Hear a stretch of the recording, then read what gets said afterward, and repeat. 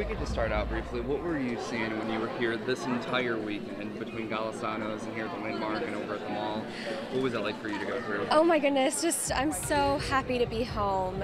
Truly, the community of Syracuse has really made me feel like Miss America even before I won the title.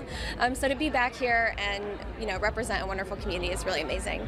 Now here today, there's a group from the Boys and Girls Club here in the city of Syracuse, about 15 or 20 of the kids, Right. And they're looking up to girls and women just like yourself. How does that hit you that they're able to look at you as one of their role models? Right. Well, I've always been a leader in my community, in my school organizations, various campus organizations.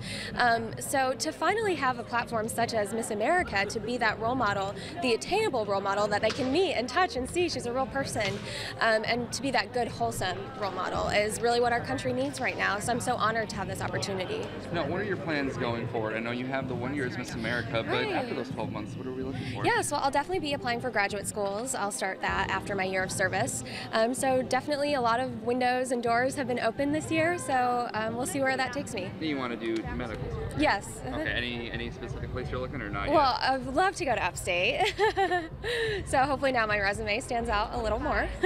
Now, I know obviously this is something you're used to, but if you could take me through the dance that you did today. Oh yes, so I did a classical, the dance I did today was more of a classical Bollywood fusion. I've been classically trained in Indian form of Bharatanatyam, and I also wanted to fuse a little bit of Bollywood elements since that's become so much more mainstream now.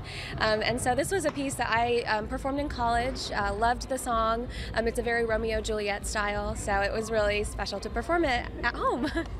Now, just if you could summarize again, coming out here to this Syracuse community, which views you, as you were saying on stage, they can call you their own. Right. Is that special to you? Is this something you ever imagined or ever dreamed of? Of course I dreamed of it. I never imagined that it could actually happen. And, I still can't fully process that it did. So people will call me Miss America, and I don't answer to it because it hasn't sunk in yet. So maybe when I pass on the title, it will, hit me then. What was that moment like when you crowned the new Miss New York? Oh, I'm so proud of Amanda.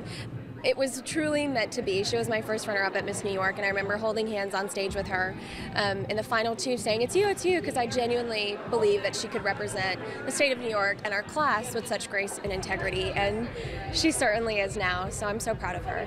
Now, probably one of the last ones I have, when you're on stage, and now the new Miss America, that moment, take me through that moment. There was nothing going on. It felt like hours holding hands, standing there. But I mean, it just went by so quickly. It's such a whirlwind of an experience. So there was just, all I was thinking probably was, I hope my name is called. So just a lot of thanks and a lot of great things. Yes.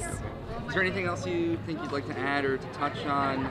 No. Going forward, I know you did the Children's Hospital. Right. So is it just a lot of community activities and community activism? Right, yeah, so I serve as a National Goodwill Ambassador for Children's Miracle Network Hospitals, so I will travel across the country visiting various hospitals. I just finished a week of celebration events with them where they bring in 50 champion children, one from each state, and they spend a week in Orlando, and then we end with a visit to DC, so that was really special.